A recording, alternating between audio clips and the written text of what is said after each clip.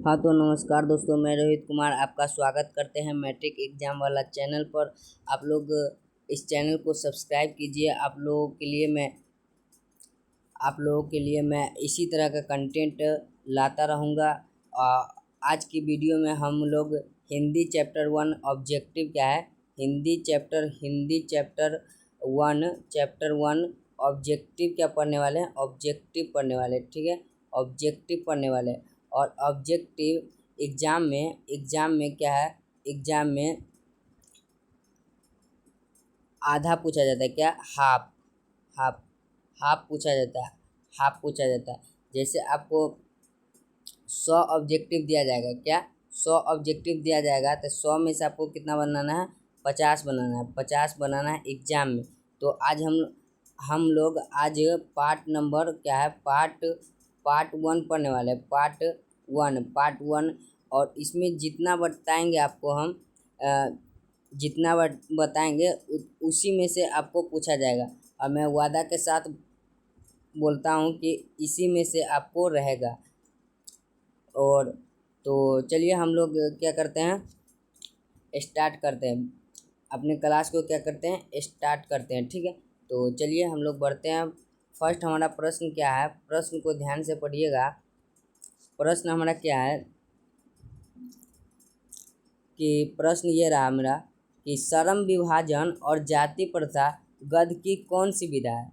तो श्रम विभाजन और जाति प्रथा गद्य की कौन सी विधा है। तो हम लोग श्रम विभाजन और जाति प्रथा गद्य की कौन सी विधा है हम लोग पढ़े हुए हैं। श्रम विभाजन निबंध है, क्या है, निबंध, क्या है हमारा, निबंध है,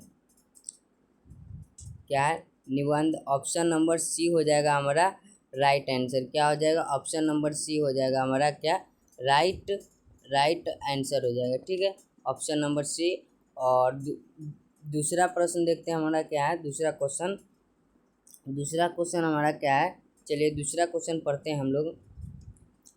दूसरा प्रश्न हमारा कि भारतीय संविधान के निर्माता किन्हें कहा जाता है, भारतीय संविधान के निर्माता किन्हें कहा जाता है। तो भारतीय संविधान के निर्माता किन्हें कहा जाता है, भारतीय संविधान के निर्माता डॉक्टर भीमराव अंबेडकर जी को कहा जाता है। किसे कहा जाता है, डॉक्टर भीमराव अंबेडकर जी को कहा जाता है। किसने कहा जाता है, भारतीय संविधान के निर्माता किन्हें कहा जाता है। तो डॉक्टर भीमराव अंबेडकर जी को कहा जाता है, doctor Bhimrao Ambedkar. Option number C हमारा, ऑप्शन नंबर सी क्या होगा, ऑप्शन नंबर सी हमारा क्या हो जाएगा, ऑप्शन नंबर सी हो जाएगा हमारा राइट आंसर। क्या हो जाएगा, ऑप्शन नंबर सी हमारा क्या हो जाएगा, राइट आंसर हो जाएगा, ठीक है, ऑप्शन नंबर सी। चलिए तीसरा प्रश्न हम लोग पढ़ते हैं। तीसरा प्रश्न हमारा क्या है, तीसरा प्रश्न हमारा है कि बाबा साहेब भीमराव अंबेडकर का जन्म किस राज्य में हुआ था। बाबा साहेब भीमराव अंबेडकर का जन्म किस राज्य में हुआ था। तो हम लोग जानते हैं बाबा साहेब भीमराव अंबेडकर का जन्म मध्य प्रदेश के महू में हुआ था। क्या, मध्य प्रदेश के महू राज्य, मध्य प्रदेश में हुआ था, ठीक है। तो मध्य प्रदेश में हुआ था। तो ऑप्शन नंबर हमारा क्या हो जाएगा, बी, ऑप्शन नंबर बी हो जाएगा हमारा, ऑप्शन नंबर बी हो जाएगा क्या, राइट आंसर, ठीक है, राइट आंसर हो जाएगा, option number B right answer हो जाएगा। और चौथा प्रश्न हम आप देखते हैं। चौथा प्रश्न क्या है, चौथा प्रश्न है हमारा कि बाबा साहेब भीमराव अंबेडकर का जन्म किस ईस्वी में हुआ था। अब जन्म पूछ रहे हैं, ठीक है, जन्म, बाबा साहेब भीमराव अंबेडकर का जन्म किस ईस्वी में। तो बाबा साहेब भीमराव अंबेडकर का जन्म 1891 ईस्वी में हुआ था, ठीक है, 1891 ईस्वी में हुआ था। ऑप्शन नंबर हमारा डी हो जाएगा, क्या, ऑप्शन नंबर हमारा डी हो जाएगा राइट आंसर, ठीक है, ऑप्शन नंबर डी हो जाएगा हमारा क्या, राइट आंसर, ठीक है, ऑप्शन नंबर डी। चलिए 5वां नंबर प्रश्न देखते हैं। 5वां नंबर प्रश्न क्या कह रहा है कि भारत में बेरोजगारी का मुख्य कारण है। तो भारत में बेरोजगारी का मुख्य कारण है, हम लोग जानते हैं भारत में बेरोजगारी का मुख्य कारण है जाति प्रथा। क्या, जाति प्रथा, ठीक है, ऑप्शन नंबर हो जाएगा हमारा क्या, option number A, option number A हो जाएगा क्या हमारा 100% सही हो जाएगा, क्या 100% हो जाएगा, ऑप्शन नंबर ए, ठीक है। चलिए 6ठा नंबर सवाल हम लोग पढ़ते हैं। क्या, 6 नंबर क्वेश्चन को देखते हैं। 6 नंबर क्वेश्चन हमारा क्या बोल रहा है कि समाज और राजनीति में बेहद सक्रिय भूमिका निभाते हुए अम्बेडकर ने किनको माननीय एवं अधिकार दिलाने के लिए अनेक प्रयास किए। तो अनेक प्रयास किए, तो ऑप्शन नंबर हो जाएगा, पहले हमारा क्या ऑप्शन नंबर क्या है, ए ऑप्शन नंबर है अछूतो। ऑप्शन नंबर ए क्या है हमारा, सॉरी अब बड़ा से लेते हैं, ठीक है। ऑप्शन नंबर ए हमारा क्या हो जाएगा, अछूतो हो जाएगा। ऑप्शन नंबर ए हमारा क्या है, अछूतो। ऑप्शन नंबर बी क्या है, स्त्री। ऑप्शन नंबर सी क्या है, मजदूर। ऑप्शन नंबर डी क्या है, उपर्युक्त सभी। तो आपको क्या लिखा है, सवाल को पढ़िएगा आप लोग, एक बार नहीं। जब आपको सवाल नहीं समझ में आए तो एक बार नहीं, उसको 2 बार पढ़िए। क्या 2 बार पढ़िए, जिससे आपको क्या होगा, समझ में आने लगेगा कि सवाल क्या कह रहा है, ठीक है।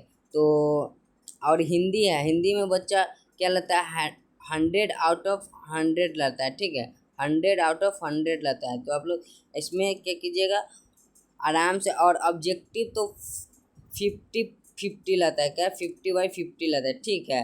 तो चलिए हम लोग पहले सवाल को फिर से एक बार पढ़ते हैं। सवाल क्या हमारा, समाज और राजनीति में बेहद सक्रिय भूमिका निभाते हुए अम्बेडकर ने किनको मानवीय एवं अधिकार दिलाने के लिए अनेक प्रयास किए।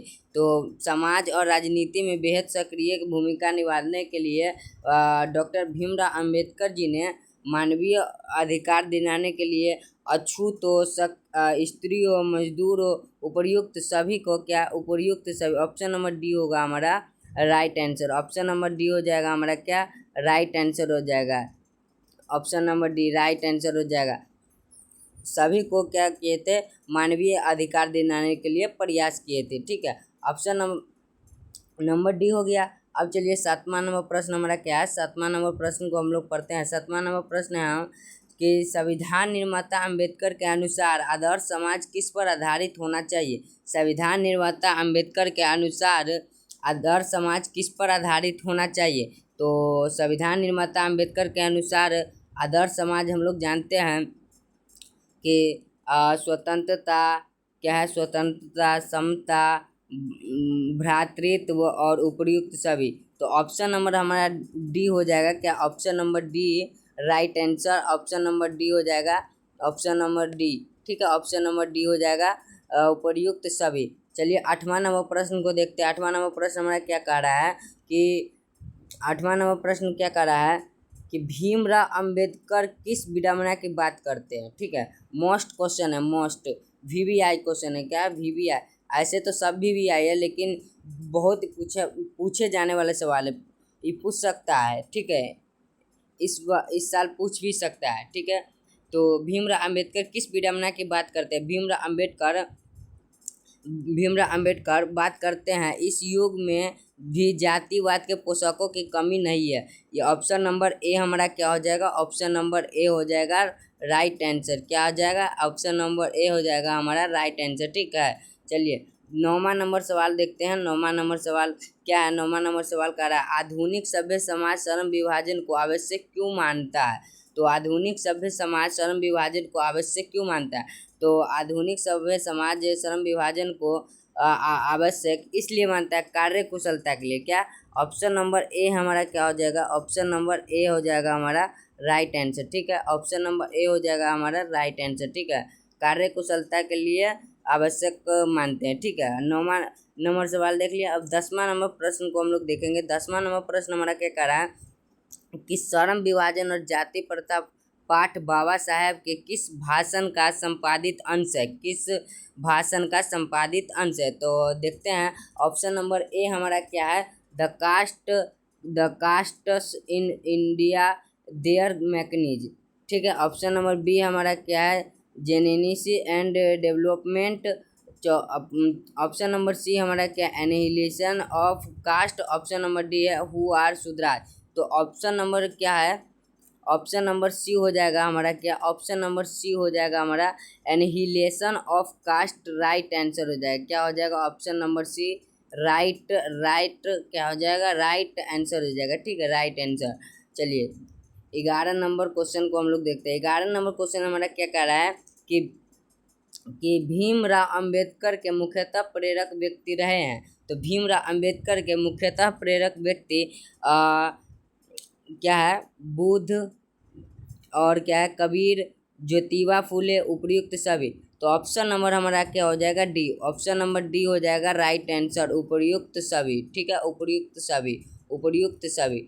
अब 12 नंबर सवाल को हम लोग देखते हैं। 12 नंबर सवाल क्या है, 12 नंबर सवाल कह रहा है अंबेडकर के अनुसार भाईचारे का वास्तविक रूप है। अंबेडकर के अनुसार भाईचारे का वास्तविक रूप है शहद की तरह, क्या है, शहद की तरह, दूध पानी के मिश्रण की तरह, शक्कर और पानी के मिश्रण की तरह, और इनमें से कोई नहीं। तो ऑप्शन नंबर क्या हो जाएगा, option number B. Option number B दूध पानी के मिश्रण की तरह हो जाएगा। ठीक है, ऑप्शन नंबर बी हमारा क्या हो जाएगा, राइट आंसर हो जाएगा।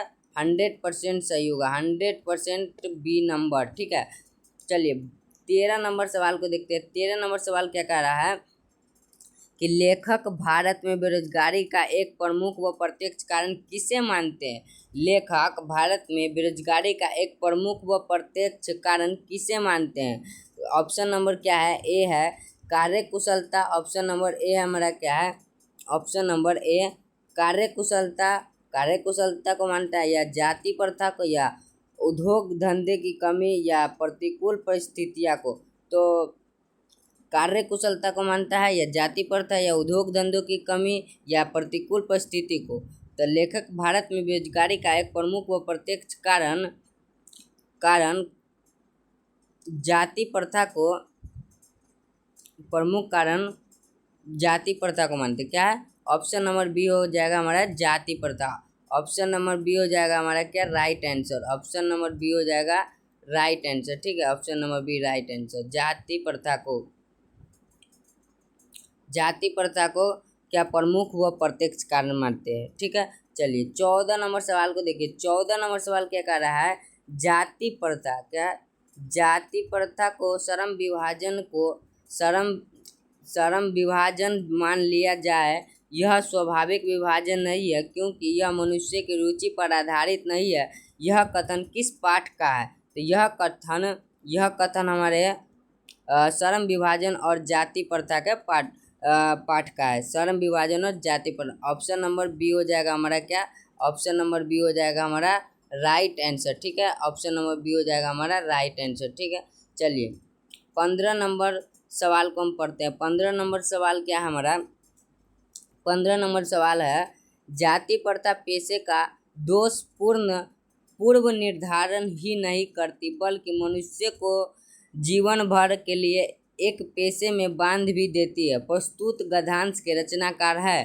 तो जाति प्रथा का रचनाकार कौन है, ऑप्शन नंबर डी हो जाएगा डॉक्टर भीमराव अंबेडकर। डॉक्टर भीमराव अंबेडकर। जब भी प्रश्न में देखिएगा, ऑप्शन नंबर डी हो जाएगा, क्या हो जाएगा, राइट आंसर। जब भी प्रश्न में देखिएगा जाति प्रथा ये सब बात हो रहा है तो ऑप्शन भीमराव अंबेडकर, तो फर्स्ट नंबर चैप्टर का बात हो रहा है। क्या, फर्स्ट नंबर चैप्टर, तो उससे बन जाएगा, ध्यान में रखिए। और चलिए आज पार्ट 1 था, क्या था हमारा, पार्ट 1 था। पार्ट नंबर हमारा क्या था, पार्ट 1 ही था, पार्ट 1। और नेक्स्ट वीडियो में पार्ट 2 आएगा, पार्ट 2। और उसमें 16 से आपको 30 तक कराया जाएगा ऑब्जेक्टिव, और वो भी रहेगा VVI। और हम अभी तक जितना आपको ऑब्जेक्टिव कराए हैं वो सभी क्या था, VVI था। और इसमें से देखिए एग्जाम में 2-4 पक्का रहेगा, 2-4 पक्का रहेगा। तो आपसे विनती है कि आप लोग मेरे चैनल को क्या कीजिए, सब्सक्राइब कीजिए, और आप लोगों के लिए मैं इसी तरह का वीडियो लाता रहूं और आप लोगों का एग्ज़ाम में अच्छा मार्क्स आए। ठीक है, तो थैंक यू दोस्तों।